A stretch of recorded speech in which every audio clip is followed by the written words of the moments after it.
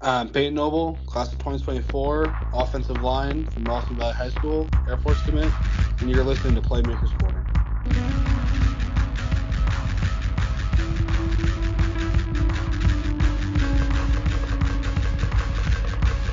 Hey everybody, it is Cody Stoffer here with the Playmakers Corner podcast, and we are back continuing our interview series here, this time with a very special guest. If you'd like to introduce yourself, your name, your position or positions, and where you play football, we'd be delighted to hear it. I'm Peyton Knoebel, offensive line from Ralston Valley. Yes, sir. And for Peyton's full breakdown, be sure to check out episode 326 here. And we're going to kind of allude to that episode a little bit, but only after we get to kind of know you as a fan. We have tended to notice that most athletes here, have experiences growing up and witnessing sport that really builds that fire, builds that passion for sports. And so we want to know, and the listeners want to know, what is your favorite sport viewing experience? This could be a live game that you attended, maybe as a kid. If it was a high school game, it could be something like that. College, professional, any sport. It doesn't have to just be football. Or this could be a very memorable game that you witnessed on the TV that was just kind of a crazy experience, once again, on any level in any sport. So take it away. Let's hear about Peyton the fan. I would say one of the most crazy things was either watching the Broncos win the Super Bowl or the Avs win the Cup. I think I remember the Avs winning the Cup a little bit more because it was more recent, but one of those two would probably be number one. And both those postseasons, I know that the Avs had the one sweep, but I feel like both of those postseasons, for the most part, were very stressful. So Yes. Memorizing them, the Broncos literally always played a close game, and it came down to the wire almost that entire season. So they kept that up for us in the postseason and made sure that we were all on the verge of keeling over. And then, hockey is just such a crazy game. And, man, that was a special team. And at least one of those teams is still kind of competitive right now. As of the recording on this February 13th. I know the Avs got to snap that losing streak and whatnot, but there's a lot to take away from both those teams, and especially with you having watched the Broncos and hearing that you've witnessed pro football. I kind of want to know, is there anyone that you model your game after, whether that's modern professional athletes, whether that's players that you watched growing up that you kind of wanted to emulate, or anything like that in the realm of football, once again, high school, college, or professional? I think a big person I've kind of looked up to is Quentin Nelson, guard for the Colts. Typically, I've played inside until this year. So when I was playing inside, I like to kind of watch him and model my game after him. And then this last year, moving out to tackle, I like to watch a lot of Lane Johnson and Trent Williams. I think they are just some of the best in the game, and there's a lot to learn. Those are all great examples of players to model your game after. Lane Johnson, I've always liked him. Boomer Sooner. I'm a Boomer Sooner kind of guy here. So horns down and all that biz. And Quentin Nelson, you want to talk about one of the best definitions of a guard that's just nasty. A lot of people, or I feel like a lot of old timers would be like, oh, there's no players that are really nasty like that anymore. And Nelson is him when it comes to that. So I definitely want to encourage any young linemen who are listening to the episode to definitely take after Peyton here and watch some of those guys. And while you're at it, take a look at Peyton's film. Listen to, once again, that is episode 326 for the full details. And, we kind of chatted before the show a little bit, and it sounds like you had a chance to listen to that episode. What was kind of your reaction listening to our evaluation of your game and your placement here on our top 5 list? I thought it was very fitting. I think you guys got a lot spot on. I really appreciated it, and I for sure took away some things to work on and some things to keep doing well.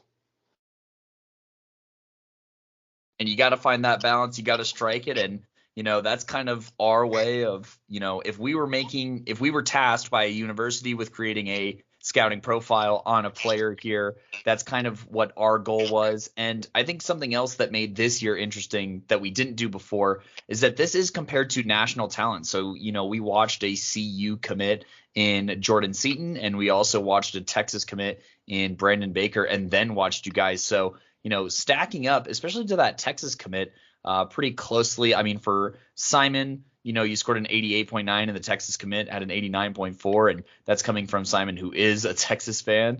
And overall grading out at an 87.65. That is a very solid 3-star rating on our scale. So I'm glad that you were able to take some things away from that. And, looking back at this season, you said that there's some things that, after listening to the podcast that you're going to work on, but between this season or your prior seasons, we want to know kind of what the highs were, and want to know what is your favorite experience, memory, play, or game that you have while participating in sports. Once again, this can be on the gridiron or it cannot be, depending on what else you got going on. But something tells me that there are a lot of very memorable moments from your playoff career, or from your football career, obviously your playoff career as well. But just in general, what is probably your favorite memory while playing sports?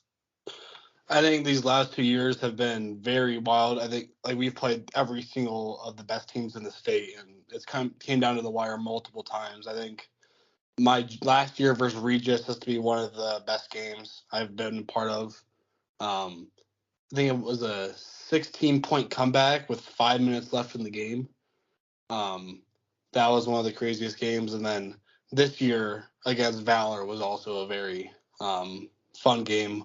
Homecoming, close game the entire time. They scored with 1 minute and 16 seconds left, and then we drove down the field and scored, and then got a 2-point conversion to seal the deal. So I think that was probably one of the best feeling games, especially after what happened the year prior. And making school history while you're at it. I believe that was the first win against Valor Christian in Ralston Valley history. So always nice to be a part of that history. And yeah, I remember, because I wasn't at that game, so we always keep track of the other games on Max Preps, and try and keep up with how they're going as we're spread all over the state watching games. And I was so bamboozled, honestly, especially because Valor, just like a week or two prior to that, had a crazy comeback against Fairview. And so, it's just like watching these back and forth games and wondering, well, what the heck happened? And then finding out later, going for 2 for the win. Always a great feeling when you're able to convert that. And, obviously, to put together these drives and these comeback wins, you've had your hand in them. And I want to get kind of your selling point for yourself here on, if you had to choose 2 to 3 qualities or abilities that separate you from other, linemen, whether that's in Colorado or the country, what would you kind of pride yourself on and think are your strong points as a player? I would say my strong points, I watch a lot of films, so I think play recognition. Then I would also say I do a lot with my feet, footwork, and trying to perfect that. And then I would say another thing is kind of it goes side by side with play recognition, but awareness and being able to adjust on the fly and stuff like that.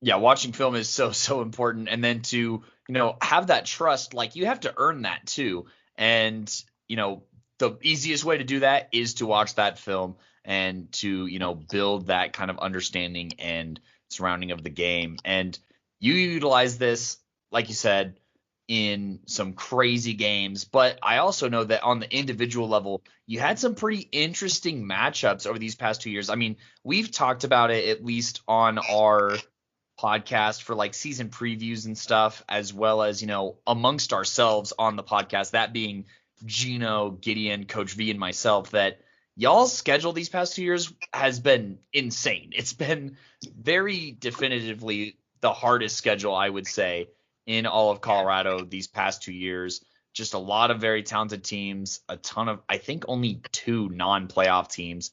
And even at that, a ton of teams that had buys as well over the past 2 years. And I want to know, out of all of these matchups, who was probably your favorite matchup, whether that was a defensive unit that challenged you or whether that was an individual player. And if you know your name, if you know their name, that's okay. But if you also know their number, we'll take that as well. Yeah, I think going against Cherry Creek is always – they have so many guys over there that they're always a good battle. Valor, again, always a good battle. This year, I think his name's Cannon Smith, number 66. He was a really good challenge, especially for being a sophomore. He was impressive. And then just, I would say, Grandview, Nicolo, he's also an Air Force commit. He was very good too. So especially going against him on the edge was really fun this year. And then like last year, going against Blake Purchase, Chase Brackney, some of those guys that just truly helped me throughout and get used to the speed of what those guys play at. Yeah, those guys, definitely some top talent here. And I didn't even think about the fact that you're going against a future Air Force commit. So you're probably going to have to rep against him in practice over the next few years as well. Yeah. So that's exciting. And, thinking about those guys who, purchased, obviously going to Oregon. I think he got a couple of plays in this year, and Brackney going to Iowa. I mean, I feel like players going to these Power 5 schools out of Colorado is kind of a rarity. And, we're a Colorado football podcast. We obviously are going to advocate for it and be biased and whatnot. But as somebody who watches national talent, we do think that there's a little bit of underrating here in the Box State. And I kind of want to just bounce it off of you and see, do you think that Colorado talent is overlooked compared to national talent? And if so, why do you think that is? For sure. I think I don't think it's just Colorado. I think there's a lot of states out there too, but a lot in Colorado where I think it's harder for Colorado kids to get exposure, and I'm not exactly sure why that is. But I feel like there's a lot of underrated talent in this state. And truly it's only benefiting these D2 schools around us, like Mesa, Western, Mines, all these schools, because I've played with or against some D1 caliber players that have gone to these RMAC schools and just balled out. Example of that would be Jason Tommy from this last year.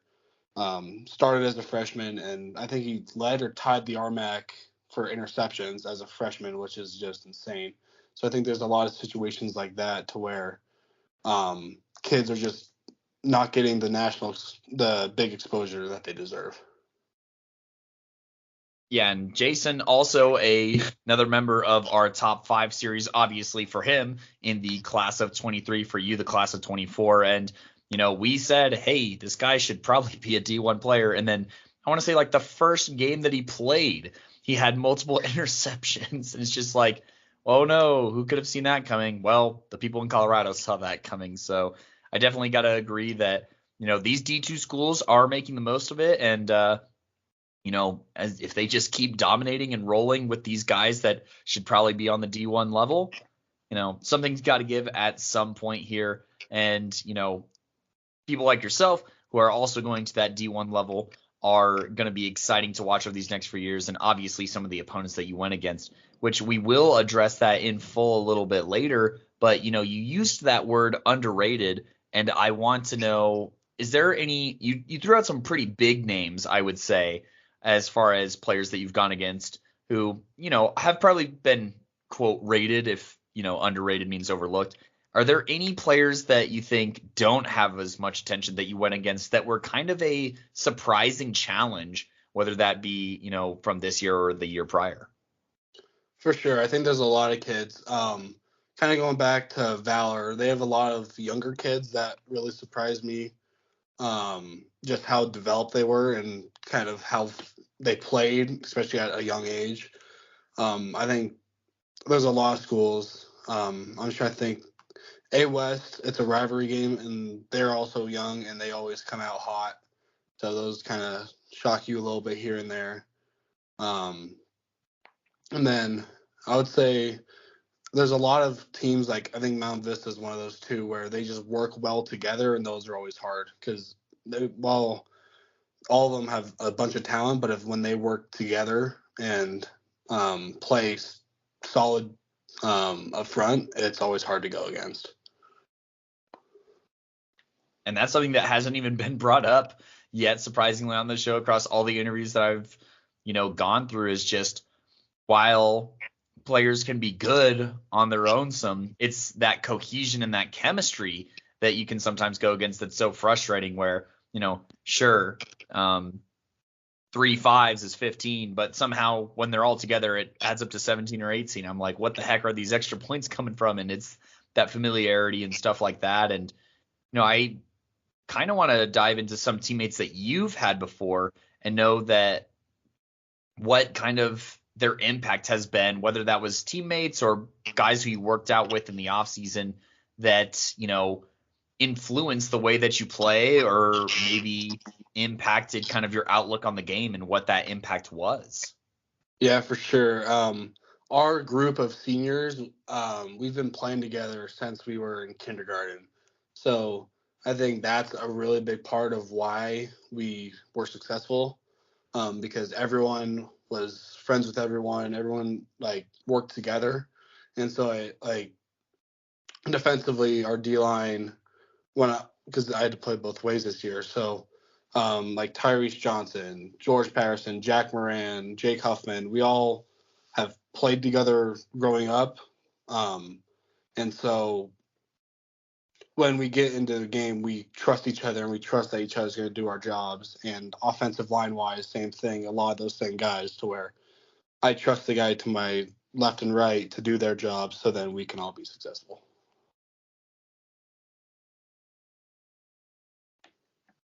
That is so special to have that cohesion. You said since kindergarten? Yeah, so I think like me, Logan, Jackson, we all kind of played flag football together, and then we all go to a lot of the same elementary schools, so we all knew each other, all played different sports together. So even like youth football, we all either played against each other or on the same team for the entire way. That's amazing to have that kind of consistency. I mean, I feel like if I had a drink, I would almost spit it out at the idea of playing with somebody for that long. I mean, that's just like you can't teach that. You can't teach the chemistry that playing with somebody that long builds. And I just want to say that is something that is really, really special. And I think, obviously it'd be cooler if there were even more opportunities for that to be kind of carried out throughout the state. Just because I think that, when I hear about teams that are really successful over a sustained time or a sustained class, that is, I feel like that's a pretty common thing, at least from the middle school level up.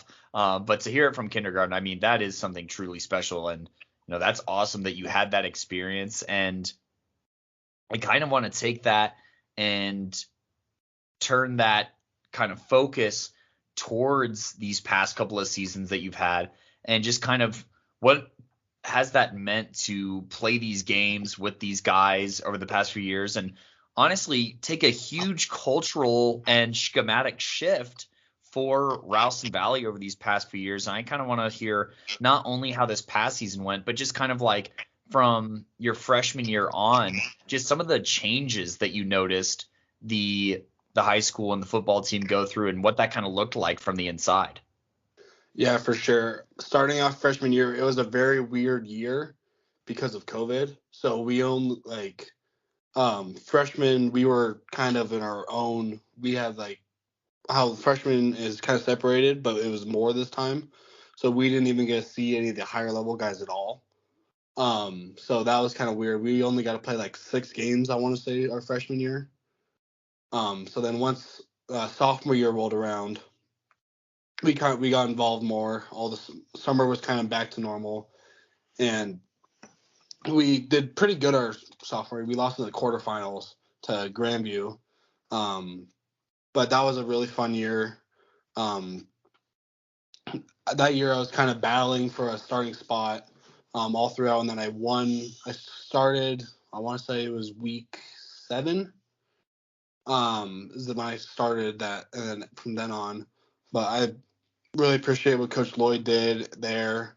That was an awesome team. Awesome. Like, I felt like we had really good chemistry with that. And then it was kind of a surprise when Coach Lloyd left.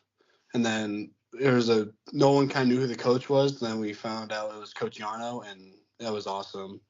It was kind of like you said, very weird going from that wing T style offense to the spread.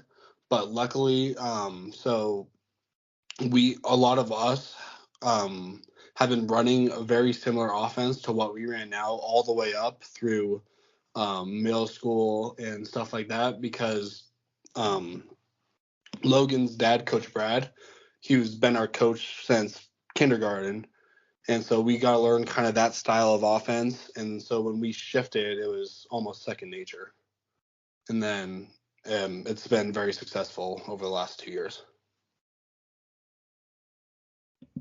What would you say are some of the biggest differences from the two coaches that you've kind of experienced, whether that's just kind of like the way practices go, the way games are approached? I mean, obviously the X's and O's on the field kind of speak for themselves, but, just kind of like different things that you learn from each of your coaches and kind of how that impacted, both yourself and the team. For sure. They were very different, but very similar in the same way. I think like similarities, they both promote teamwork and chemistry and all that kind of stuff. And I think both coaches, we had a very tight-knit group. At the end of the day, y'all won a ton of football games with both, right? Yeah, for sure. I do have a question. Did you happen to play with or learn from Wilson Clark, or was that kind of during like the isolated freshman season? It was isolated, but I've got to talk to Wilson a bunch because his younger brother Grayson is a junior on our team right now. So whenever he gets to come down, we always get to see him at the some of the games and stuff like that. So I've kind of got to learn and talk to him a little bit. Okay, that's cool that he comes back and comes and watches those games. And now I know to put on my watch list for next season. Take a look at. I'm assuming they have the same last name, Grayson Clark. Yeah. Then. Yep. Awesome.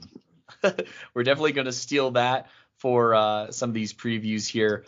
But talking about this most recent season, I did your guys' season preview. I was really, really high on what y'all had heading into this season. And I feel like a lot of the state had some pretty big expectations for y'all this season. What was that kind of like navigating that in the off season? And, what were kind of some of your thoughts heading into your senior year? For sure. I feel like after my junior year, we lost a lot of talent, but we were able to refill that very much so this last year. I think we had a very special group this year, and I think we were kind of under the radar going into my junior year, and then we kind of, with Coach Yano, almost shifted a tide a little bit to where people started respecting us a little bit more, I feel like. And so we had high expectations, and I feel like we met those this last year. Unfortunately, we didn't get our end goal that we all wanted, but things happened. So. Yeah, and, there is a lot to take away from this season. I just want to kind of get your perspective on not exactly a week-to-week basis, but if you could just kind of take us through the season, the good, the bad, the lessons learned, and just kind of some takeaways that y'all had as you went through the season. I'd love to hear it. Yeah, for sure. Week 0, Mount Vista, that was a crazy atmosphere. Nail-biting game. Luckily, our defense was able to make some big-time stops down near the red zone against a very dynamic team, which is always hard to do. So that was really big. And then going into Stutler Bowl is always a challenge. I don't know if it was a benefit or a not to play that week 0 game and then give Cherry Creek kind of a week to prepare. But we went in, unfortunately didn't go our way. And then week 2 bye I think was a big turning point, because going from the high of Mount Vista to kind of the low of Creek, because we did not do what we wanted to do at all in that game. So I think that was kind of a turning point for us to flip the switch, which then went to Grandview, and we played really well that game. That was a big game, and then just getting through that 3-game gauntlet that we had, the Grandview Regis Valor, was big to come out of with 3 wins in those games, to go into league being 4-1 with our only loss to Creek. And then we played Lakewood, who was kind of a weird game because our offensive line coach just got the coaching job there. So it was kind of a weird thing to be playing against them. And then Columbine, and they're always tough to play. We've been playing those guys since forever, and they're always a tough team, and they got us this time. And then that was also kind of after we got same kind of thing where we got up to the highs and then went down to the low, and then we were able to pull through for that last stretch of Pomona Chatfield A West and secure our playoff spots. And then in the playoffs was a whole another story. Yeah, quite a roller coaster of sorts, with some expected things and some unexpected stuff, kind of up and down. I had no idea that was y'all's former offensive line coach over at Lakewood. So yeah, that's got to be a pretty emotional game. And I mean, to still execute and get things done is huge. And, we were at that week 1, quote, week 1, and your guys' second game of the season against Creek at the Stutler Bowl. And I remember initially just being it's funny because we saw both your first 2 games actually, with the week 0 game against Mount Vista and then right back to the Cherry Creek matchup. But I just remember being kind of surprised that you guys were running both ways. And I just kind of want to get your take here, because I initially felt like, in that first Creek matchup, I mean, when they have like 7 or 8 guys that they can roll out on that defensive line and in that front 7 and just kind of keep rotating, and also even have that depth on the offensive line where they had like 2 backups who were getting in and contributing and, rotating in there. I thought that would be a really tough kind of hurdle for y'all, but you guys persevered and played significantly. Now, obviously, not the end result that you wanted, as you noted to, but I mean, the second time you guys played Creek, it felt like an entirely different game. So what were some things that you guys kind of focused on after that week 2 loss that you think made you better for the rest of the season? And what is it like being one of the few 5A programs to have not just you, but a handful of players kind of going both ways? Yeah, I think a big part is this year we had a lot of kids step up. So I think there was 4 of the 5 offensive linemen either started or played significant time defensively. That was all 5 were going both ways at the beginning of the year, and then we made a switch to where Nicholas Heading stepped up at guard, so we were able to get Tyrese some more time on, like, get him to stay on the field on defense. So we had less substitutes there, which Heading played awesome this year. I think a big part after that week 2 and was just the perseverance. After that Mount Vista game, that might have been the most tired I've been after a game. And so I think then we kind of flipped a switch, and defensive line wise, we did more conditioning and practice kind of thing, to where we were in shape and able to keep up with these top teams going both ways. It's always nice when some unexpected players step up and, take one of those lessons and then just really maximize everything that you have going on. And, Yeah, that conditioning, I mean, it's one thing to be dominating on one side of the ball, but to hold that up for, an entire game on both sides is definitely a tough challenge. And so to hear that, y'all get some help and, some reinforcements in some kind of a way is always interesting to see on the 5A level. And, I was really excited about it as well, just because, I mean, y'all did have very versatile talent, including yourself, of course, on both those sides of the football. And so to be able to utilize that when you need it as opposed to needing it all the time is definitely something that I think separates you guys, at least heading through the season. But from your perspective, what kind of separated this Ralston Valley team from other teams in the state, whether that be on the 5A level or any level in Colorado football? I think going back to it, I think just the way we work together and the camaraderie between the team. And I think a big part of that was everyone was willing to fight for each other. We didn't really have a lot of personal issues. And I think just it's going every time. I can't stress enough how much that meant to everyone on the team, and just what that does for a program is insane. I had a feeling that might be the one. And, now that your senior year has kind of come and gone, what do you hope are some lessons that younger players take with them into next year? And, we're also going to use you as a resource here and kind of pick your brain. Who are some of those younger players that we should keep an eye out for? For sure. I think some of the lessons would be just keep your head down, work hard, and trust everyone around and trust those around you. And some of the players for next year, of course, you got Liam Beattie, who was going to be a big part of our offense this year, but unfortunately got hurt in that Mount Vista game. Tried to play in the Creek game, but just couldn't. And then I think Bryson Diebel would be a big guy, big step up. And then you have Austin Bladner, who was a sophomore this year, who started at center and then rotated a bunch at defense. He'll be really good next year. Grayson Clark. And then there's some guys in the back half, too, that I think will really step up. I think Luis will be good. Nico Bonello. There's some other kids. Luke Nelson. I think they'll all step up and fill into those roles that I think they can thrive at.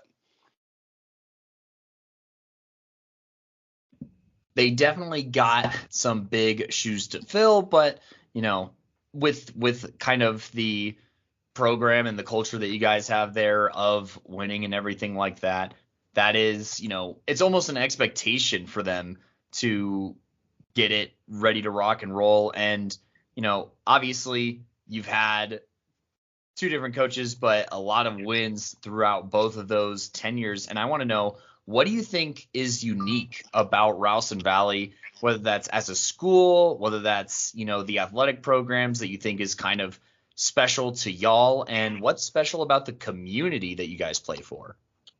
For sure. I think the big thing is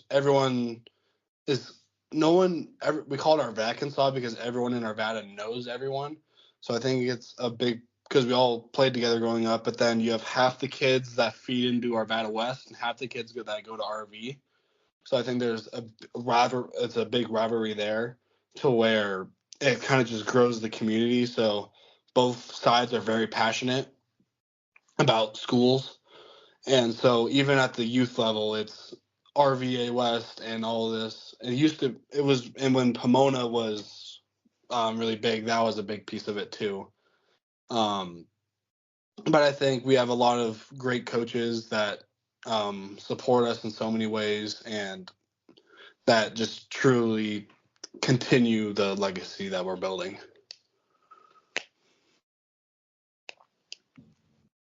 And that is special to have. And I mean, definitely makes for unique coverage. I mean, we've got to watch, we used to cover middle school a little bit more, and we're going to get back into it for sure, but very rich kind of area as far as football talent goes. I mean, guys that are getting, bigger than the state's attention even on the middle school level. And then to have that kind of almost diluted and concentrated at the same time through the high school level and through high school coaching is pretty wild. So I love that nickname for the community and love the support that they obviously show for y'all throughout the season. And, even into the postseason, you said the playoffs, whole other story, your exact words. And I kind of want to know, in your opinion, what do you think is different about playoff football here, whether it's the atmosphere or the preparation? And how did these playoff games go, outside of what the box score tells us? For sure. Having that first round bye was a huge thing for us. Getting some of our guys healthy, and getting that extra week of rest and preparation was huge. I think we also kind of flipped the switch because we had a lot of seniors this year, and kind of that reality that we can't afford any more mistakes. It's win or go home and win or be done for us, for the senior class. And I think that was a big piece of it. So I think there was just almost a mentality shift almost to where everyone was just that extra more locked in for everything that we did, whether that be on the field and off the field preparation. And then it was, especially after AWS, because we didn't play very good that game. Rivalry game, we were able to pull the win, but I think that was a big thing to kind of flip the switch and shift in that playoff mentality, because playoff football is totally different. Like you said, not really a margin for error like there is, in the regular season. I mean, you could get away with a little bit more. And, if you lose in the regular season, your season isn't over quite the same way. So I appreciate you sharing that insight and everything else that you've shared with us. And, I kind of love to discuss this next topic just because I feel like it doesn't get talked about enough. And there's so many questions that I feel like can be answered in a very simple way or even a reassuring way, or just, focusing guys and pointing them in the right direction. And that's about recruiting here. We want to know, what was the lowdown on your recruiting story and what did that kind of look like? And yeah, just some things that you learned throughout it. Yeah, for sure. I think it was very hectic. It was weird. Like, I've never been through anything else like it, to where you have coaches talking to you nonstop and then you hear nothing. But I think a big thing is just don't have high expectations, or because things happen all the time to where these coaches are out looking for kids all over the country. And I think a big piece to help yourself is to be consistent, to where you are constantly putting out film and putting it out the right way, I think is a big part of it. And marketing yourself in the right way. It was pretty slow for me. I think a big thing that I wasn't prepared for was the camps.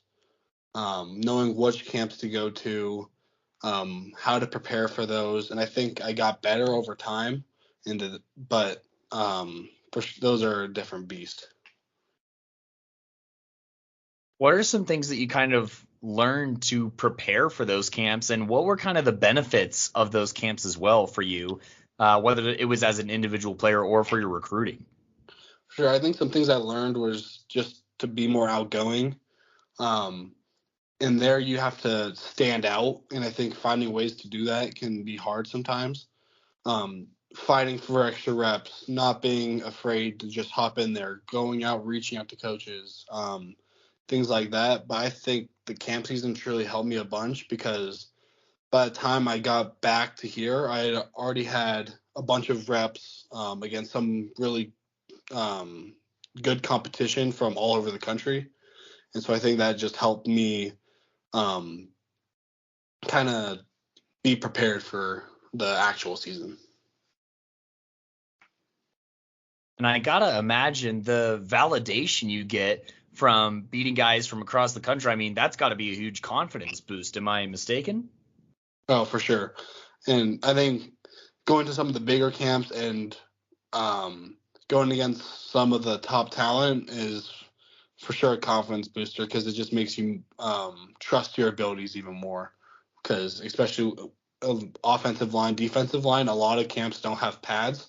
So if you're able to do your job without pads, and then once you put pads on, it makes it so much better.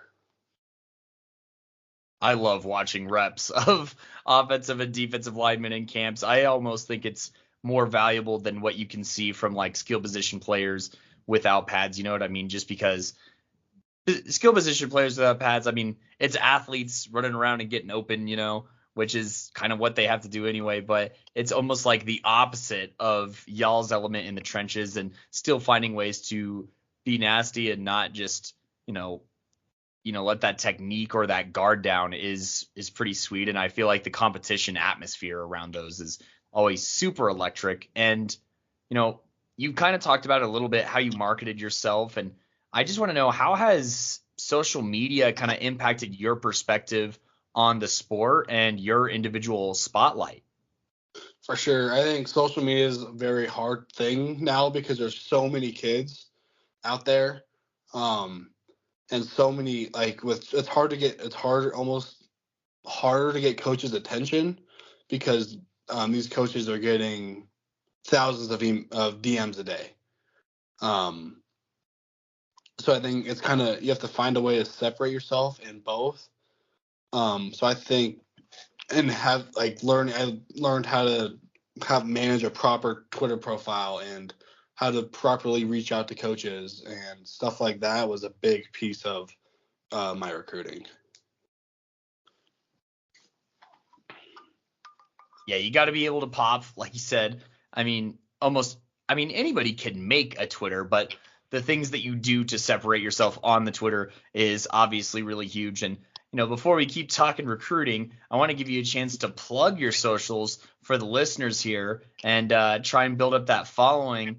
And after you say what your Twitter or Instagram handles or whatever social medias that you want to share with us and the listeners, I want to kind of get an idea. If you have enough followers and go to that next level, what's kind of your dream NIL brand deal or partnership, if you got one?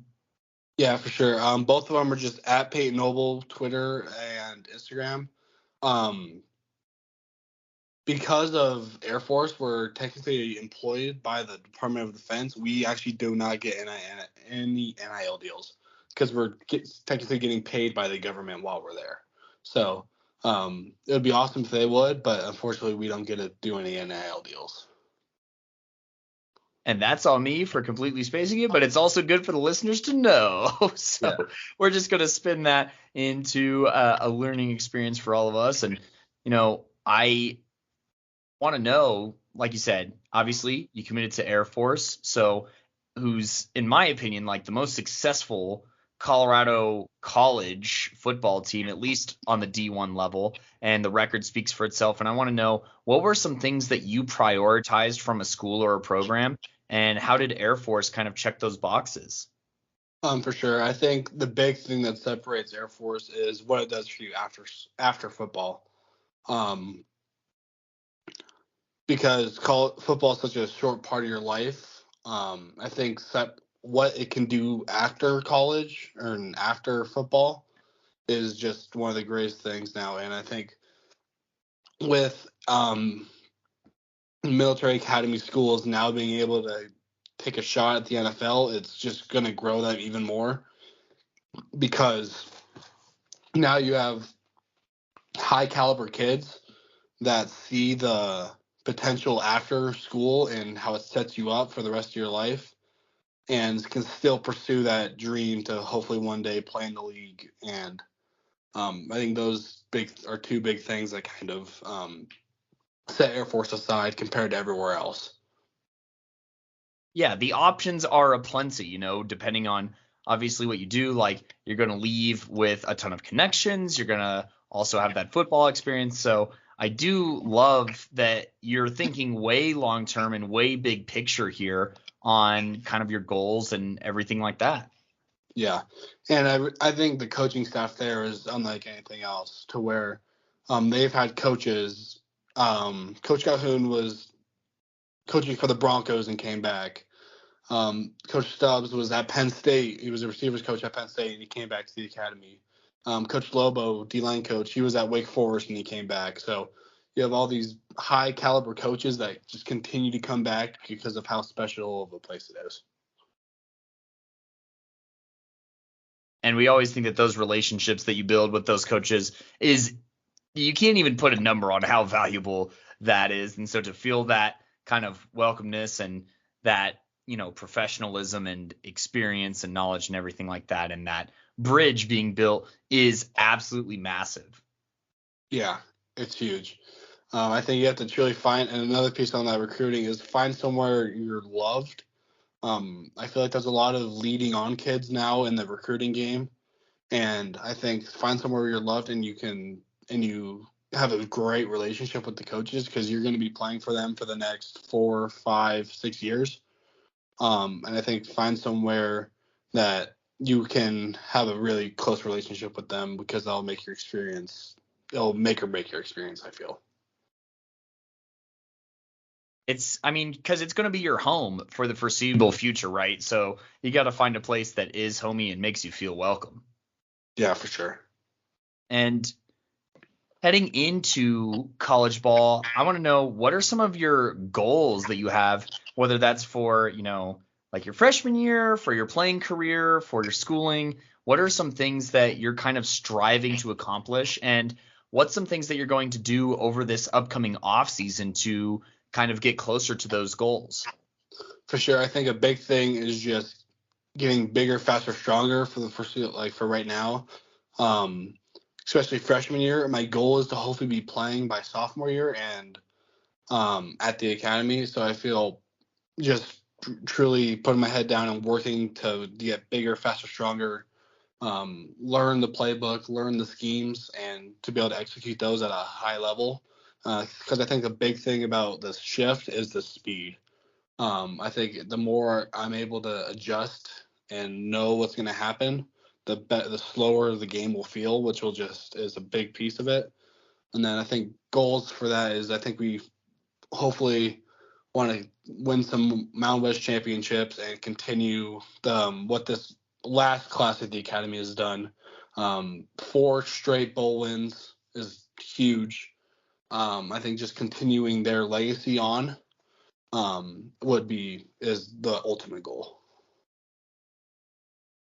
Yeah, be a part of that history. And it's been fun to watch. I actually watched their most recent bowl win from this past season. And they were able to do basically whatever they wanted on offense. Yeah. And so, obviously, being a part of the history is fun, but winning is also really fun. So having the opportunity to do that and compete is excellent. And we think that obviously, we graded you at 3 stars. You got the know-how to do it, and good for you that you already pride yourself on watching film. So hopefully you'll be able to bridge the gap on those, college X's and O's even faster than you could potentially consider, and reach those a little bit faster. Yeah, for sure. And we're kind of getting near the tail end of this interview here, and you've dropped a lot of great nuggets of advice here.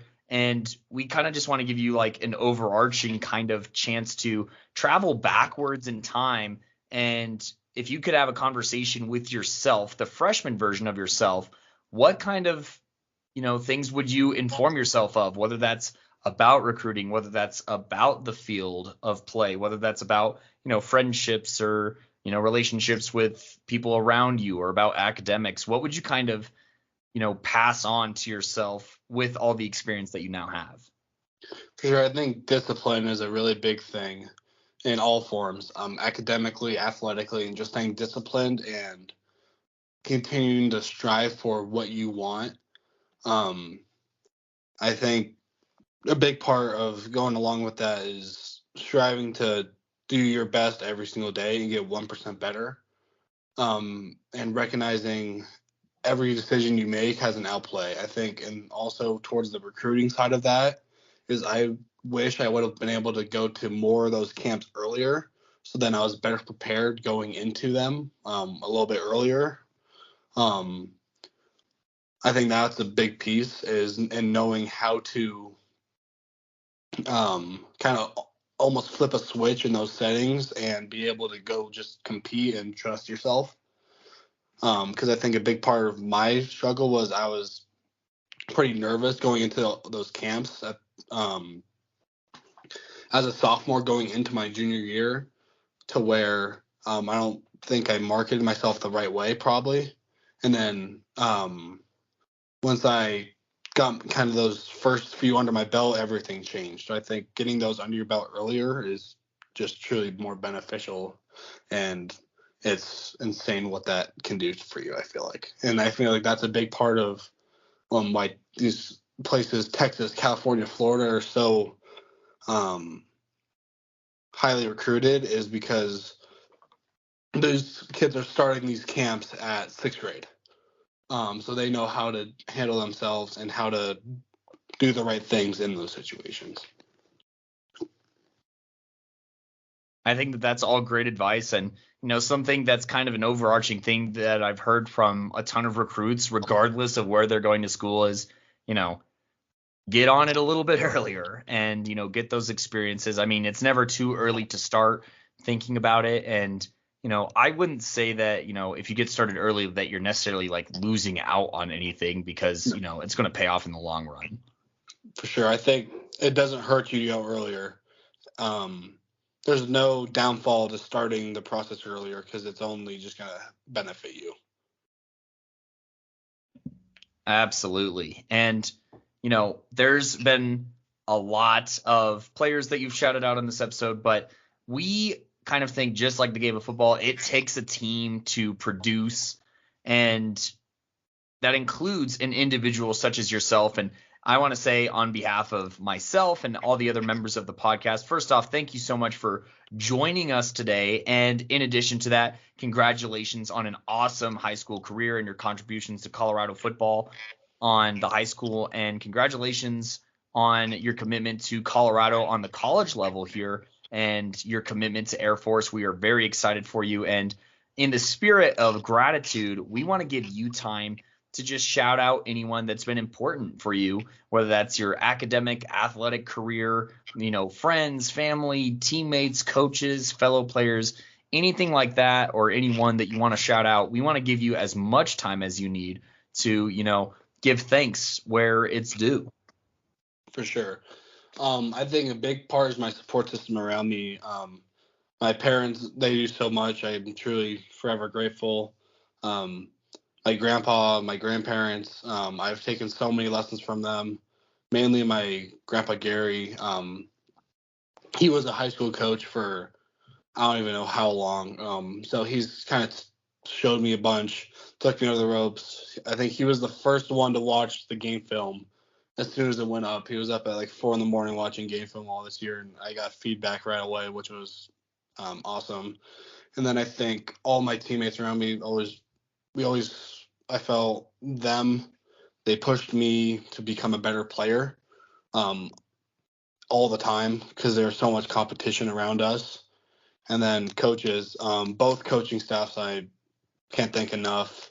Coach Canizero under Coach Lloyd was awesome. I learned so much that year, and kind of got my first experience of varsity football, which truly kind of shaped what I was able to do going forward. And then Coach Moran, D-line coach for us, is one of my mentors. I'm truly grateful for everything he's done. And then Coach Pospisil was probably, I can't thank him enough. He was a very big piece of this whole process. And I learned so many lessons, and he helped me with the recruiting process, with his 2 kids previously gone through it and being very successful. So I think that is just something I can't stress enough. A lot of familiar sounding names in that bundle of thanks. And, we also are thankful for all of them. So from the PMC fam, shout out to all of y'all who have helped, Peyton's journey. And Peyton, once again, thank you so much for joining us on the show and taking time out of your day for us here. For sure. So, and, like the guy said here, follow him at Peyton Knoebel on Twitter and Instagram. And while you're doing that, Be sure to follow us at Playmaker Corner on Twitter/X. Be sure to follow us at Playmakers Corner on Instagram, as well as Facebook and TikTok, where we do have some highlights and some of our analysis of Peyton's game. For the full analysis, obviously check us out anywhere you listen to podcasts, Spotify, Apple Podcasts, Google Podcasts, and many, many more, including finding episode 326, where we discuss his game. We are also Playmakers Corner on YouTube. Follow, like, subscribe, turn on notifications for all of those channels of media and communication that we have, and keep it real, PMC fam. I have been your host for this episode, Cody Stauffer, signing off.